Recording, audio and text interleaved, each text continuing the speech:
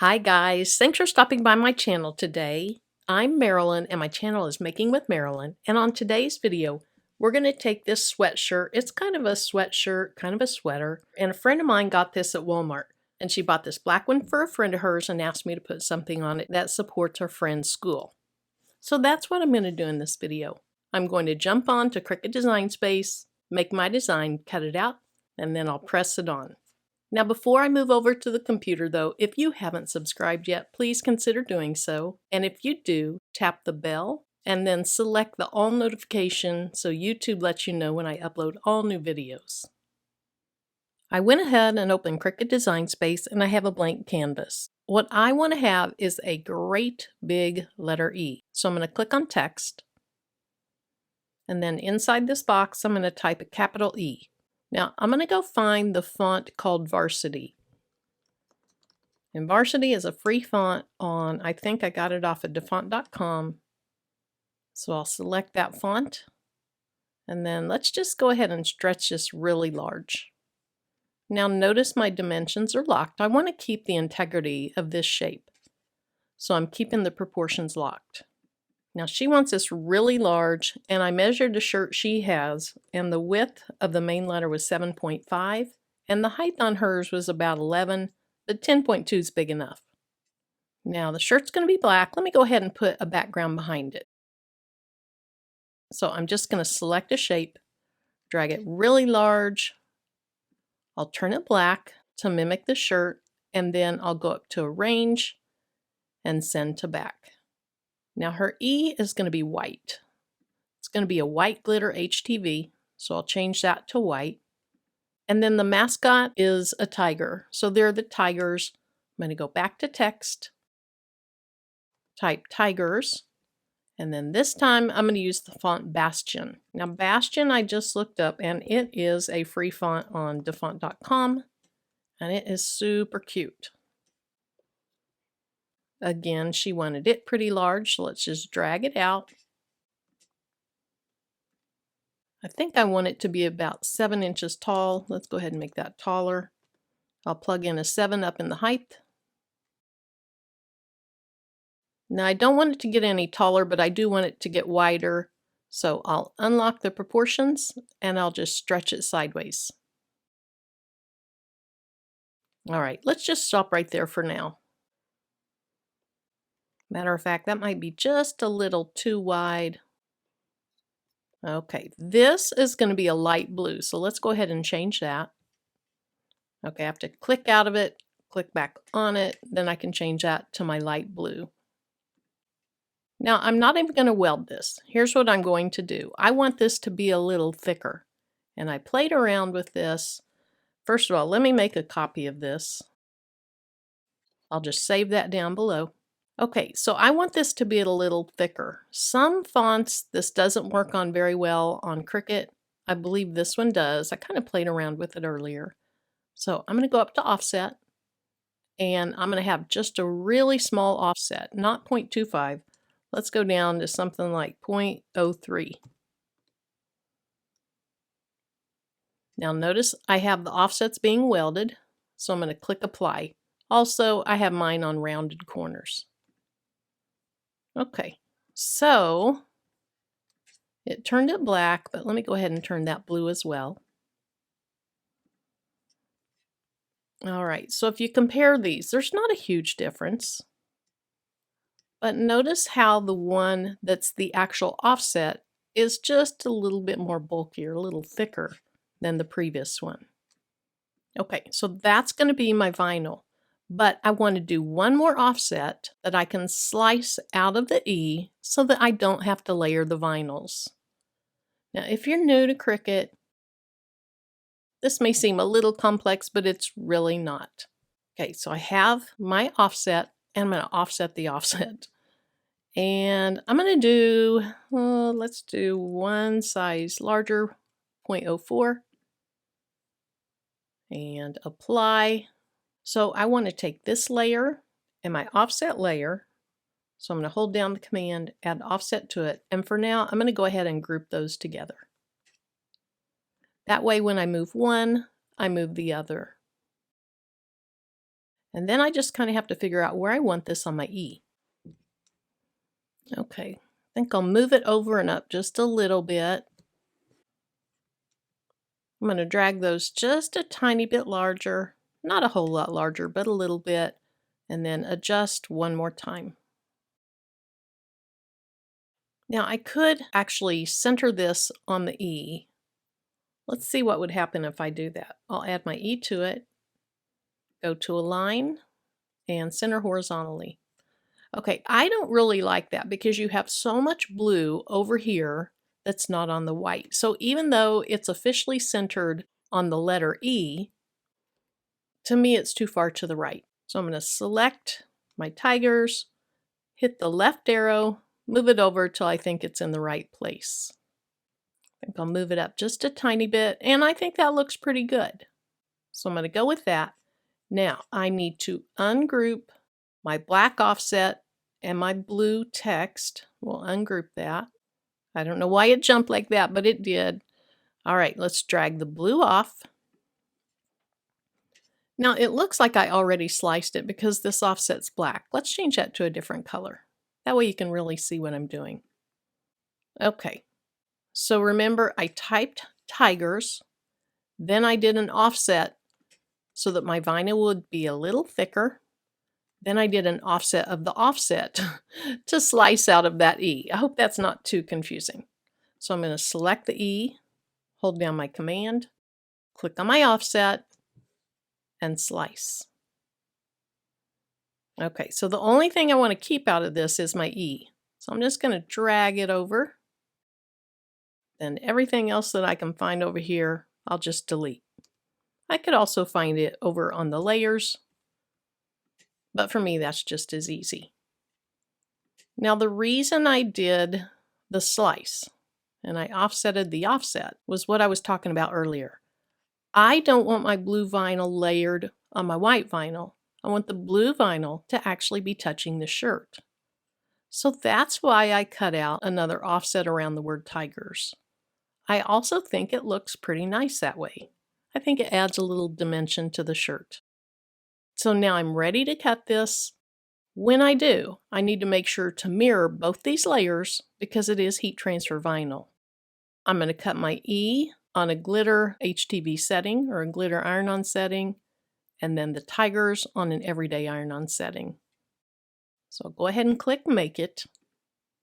Okay, it says it's not supported because this black rectangle or the black square back here is too large. Let's just hide it.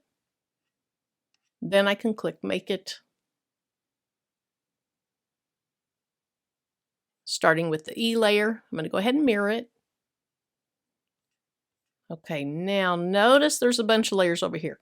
Let me cancel this. Go back to my project.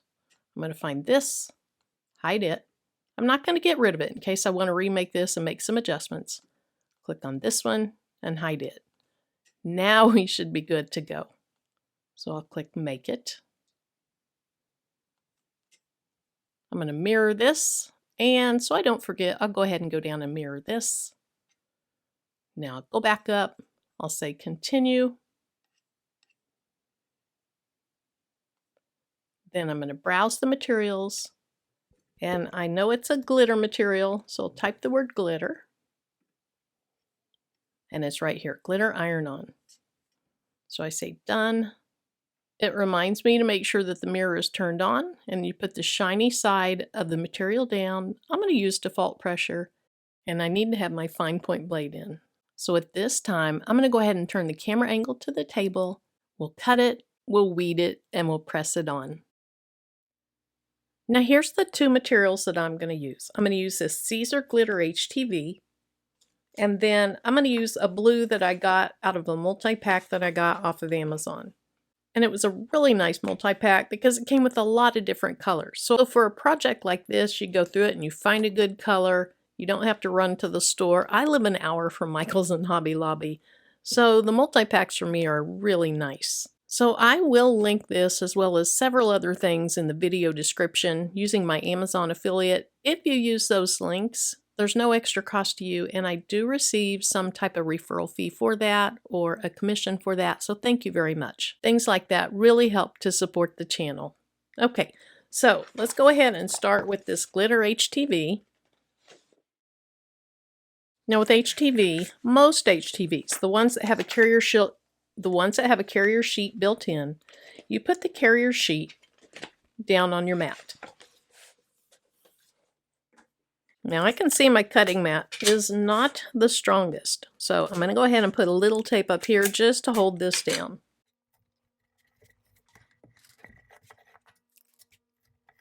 Now because I did that, let me make sure that my cut's low enough on the mat. And actually I'm going to move it down just a little bit. So now I'll click continue again, select my material, and we're good to go.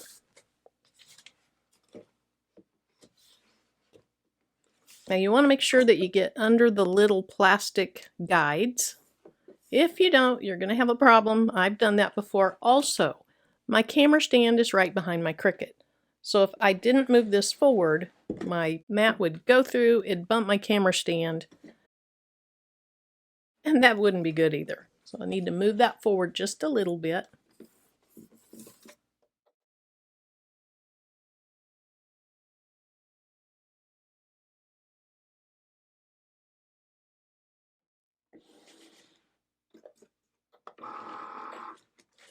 Okay, I'm just going to go ahead and take this off, then I'll do my second cut, and then we'll weed after that. Now if you've seen my videos lately, you probably know these are circles out of rhinestone templates. I find them all over the place. Okay. I like to turn my mat upside down and remove my material from it by pulling the mat up versus pulling on the material.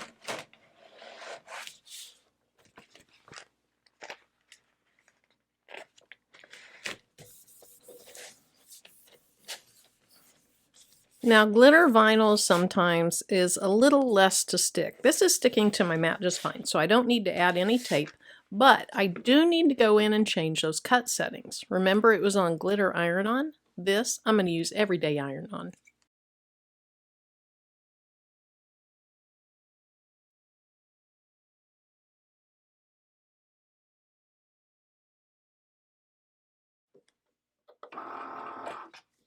Alright, so once again I'm going to flip my mat over, pull it up off my material. Then I'm going to cut around my words because I don't want to waste the vinyl. So weeding HTV is usually really easy. If your cut's good, it's really easy to do.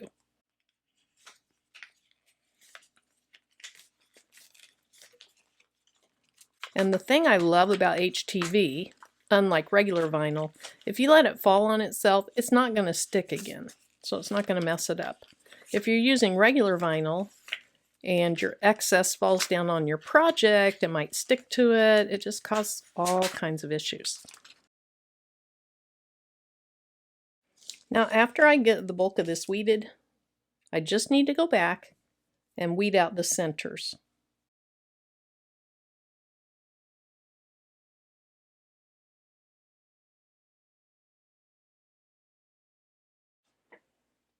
So my word tigers is done. I'm going to flip it over, take a good look at it. This is pretty simple design. It's big letters. If you're doing smaller things, it's pretty easy to overlook some of the centers. So you want to be careful, check it out. Now this varsity font is a little tricky because remember you have an inside that stays and an inside that comes out. Okay, let me think about this. So let's just weed off the outside first.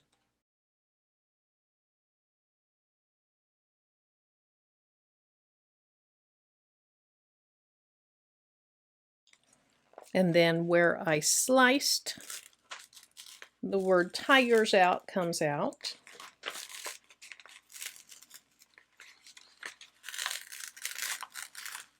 So it looks it looks all messed up, but wait till you see the end. Hopefully it turns out correct.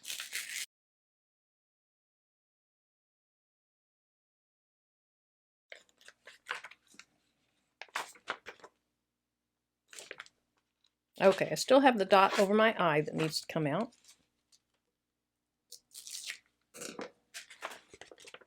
So there's the E with the word tiger sliced out of it. And then once it's all put together, it's going to look something like this.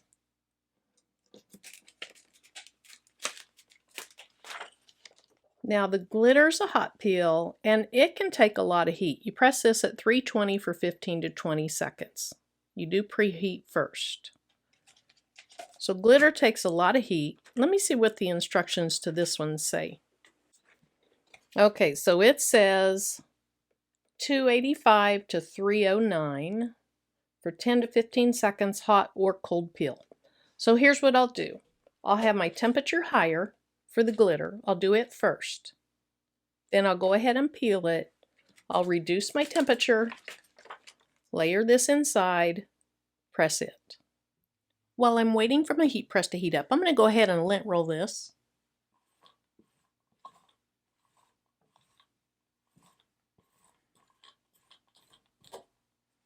Then I'll also go ahead and pre-press it. Now I like to have the thicker parts of shirts and such off the pad so that there's not a lot of pressure on the thick part. Otherwise you can kind of, I don't know, you kind of scorch it and it gets to be a little bit of a different texture.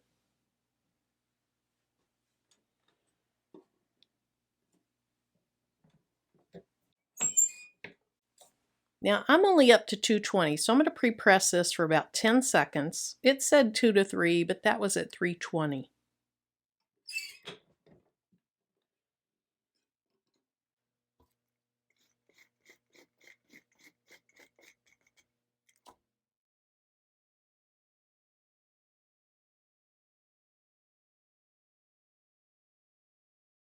Now the first thing I'm going to do is place that where I think it goes. Then I'm going to lift it up and really look at it, make sure it's straight. Because of how linear it is, I think you'd really see if it's not straight.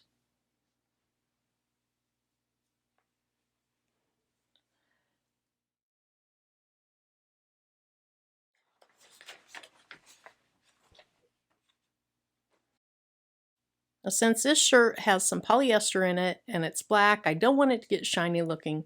I'm going to protect it from the platen with this Teflon sheet. Now we're up to temperature and we're going to press for 15 seconds.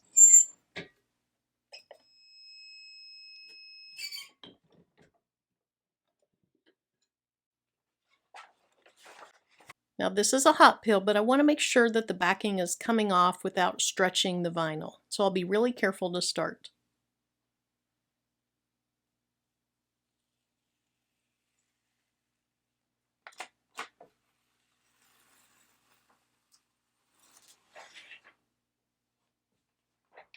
I'm sure it's hard to tell from the camera view, but that white glitter and black is beautiful together.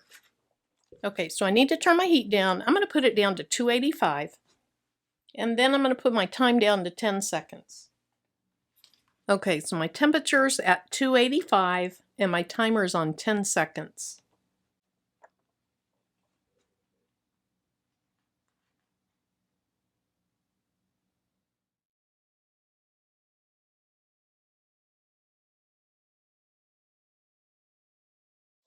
Now take your time, get that placed just as nicely as you can.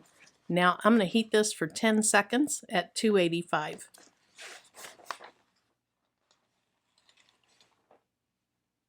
Now this time it's important that I go ahead and cover the whole thing with a Teflon sheet so that I don't melt my glitter vinyl.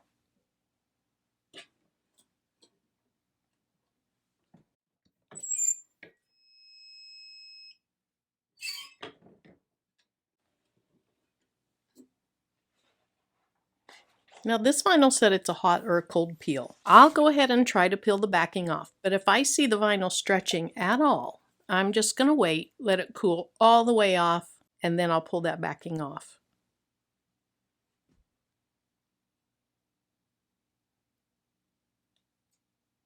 And it's coming off just fine.